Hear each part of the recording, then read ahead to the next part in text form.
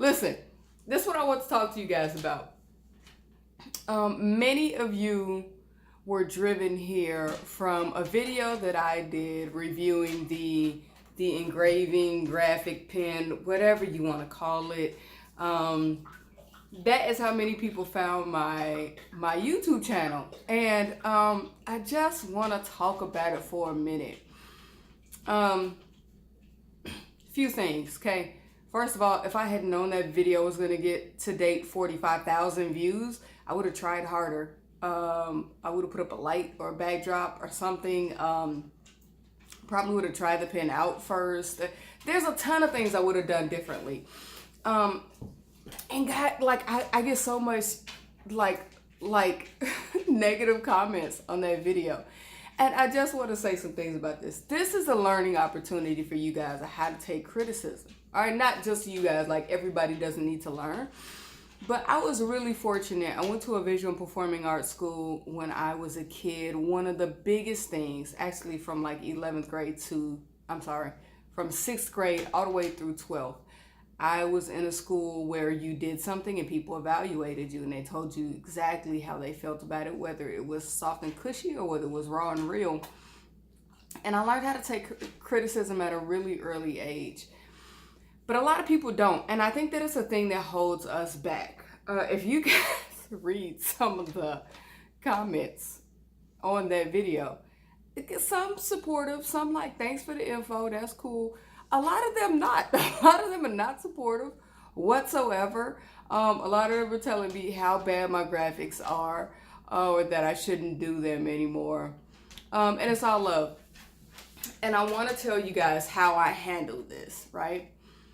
This is how you have to think of it. When people criticize your work, first of all, I firmly believe that it's not what happens to you, but how you handle it that counts, okay? So when people praise you, how you handle that really matters. Is it gonna blow up your head? Or are you gonna think you the shit and not want to talk to anybody? You know what I mean? Like, cause you're like, beneath me. I'm sorry, who are you again? Follow me on Instagram. Somebody actually said that to me one time. I was like, hey, they were like, follow me on Instagram. I was like, bet. My point in this is, right, compliments can change the way that you think about yourself. Just like negative comments can change the way that you think about yourself. But you shouldn't let them. All that matters in criticism is that someone is looking. Someone's looking. So I've gotten so many people that just berate the work that I did, and I'll be really honest with you guys, those graphics suck. I don't even like them. But let me ask you, if you had a video on YouTube that had over 45,000 views and kept driving people to your channel, would you delete it? No. You want to know why? Because people are still looking. People are still sharing. People are still liking. People are still commenting. People are still hating. It really doesn't matter. It's driving traffic.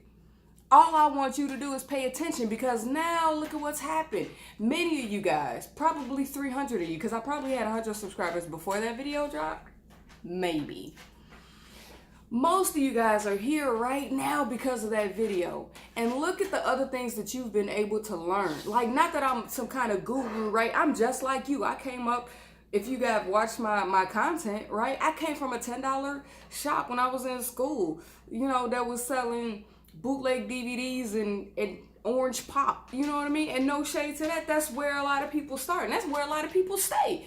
But that's not my story, right? That was just my beginning.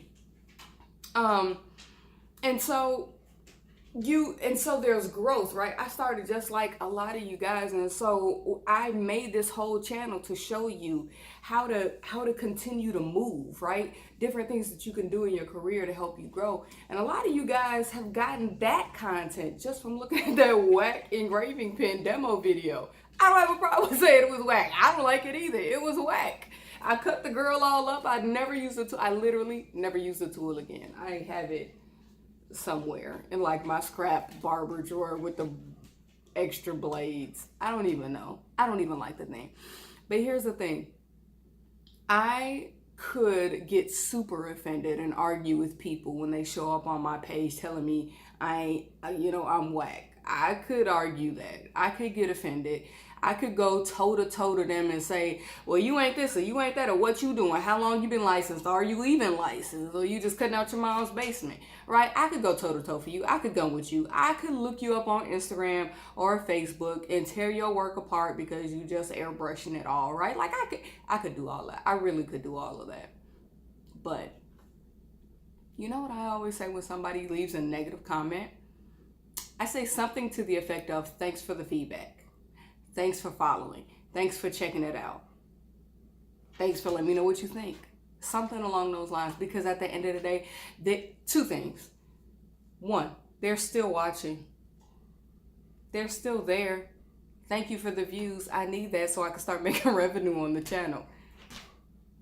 So good job. Thank you. And also, what I say back to them, what they say to me is about them, right? It tells you about who that person is, for good or bad. What I say back to them says something to you and to the rest of the world and to that person about who I am. And what I won't do is let negativity sit on my head and my heart and impede my process. I got things to do. And that engraving pen demo was a complete fluke. It came out of nowhere. I had no idea it was going to do anything at all, especially be viewed 45,000 times. That's crazy. But it's about how I respond. How I respond says something about me. Just like when somebody tells you they don't like your haircut when they're in your chair. Man, this haircut's whack. I ain't paying for this. Or your boss tells you he's tired of you running late or smelling like weed or whatever other criticism comes into your life. Your baby mama tell you you ain't doing enough, right? Or your mom tells you you aren't doing enough. Whatever the criticism is, understand that how you react to the criticism speaks about who you are. The person giving you the criticism and what they tell you, that speaks about who they are. But don't let somebody's opinion of you or their view of you or their harsh words to you make you a harsh person. You don't have to be harsh just because somebody was harsh towards you. I read this quote one time. I don't even know where it came from, but it said something along the lines of, you don't have to attend every party you're invited to. And I think about that all the time. You don't have to attend every party you're invited to. If somebody rolls up on you harsh and aggressive and mean and ill-spirited, they're inviting you to a fight. They're inviting you into a confrontation. You don't have to accept that invitation. You don't. You can say, you know what? I see you and I'm gonna leave you right there, bro, because I got other things to do. You know what I mean?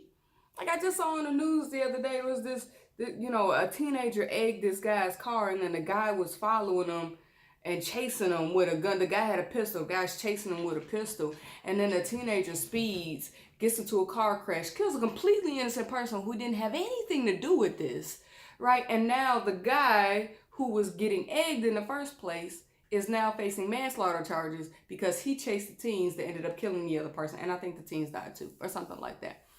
Should this man be charged with murder, manslaughter? Maybe, maybe not. I don't even know. But you know what I know? I know that he decided to act rashly and harshly towards some kids who were goofing around and were doing some things they weren't supposed to be doing. These teens had no business egging his car, right? That's not, you don't do that. Like, I don't know, maybe you do. I wouldn't have done it.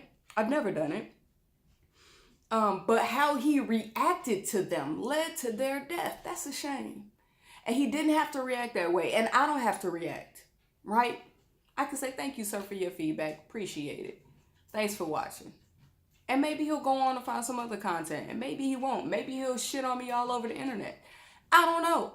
But that's not my worry. That's not my concern. What my concern is how I sleep at night and how I handle conflict and how I deal with negative comments or criticisms. I've been dealing with negativity my entire life.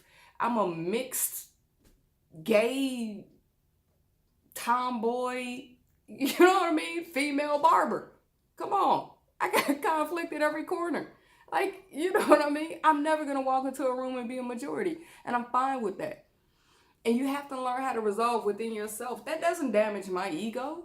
It doesn't. So what? You don't like it. Okay. And what you got to learn is stop defending your ego so much. Let things ride off of your back, man, and keep it pushing. Keep doing you.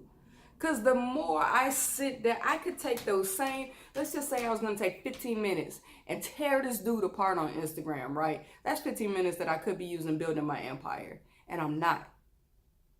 Which would you rather do? You rather rebut and tear some dude down on Instagram and then get his people fighting your people, and you know what I mean? Would you rather have that online negativity and beef, or would you rather just keep moving and progressing?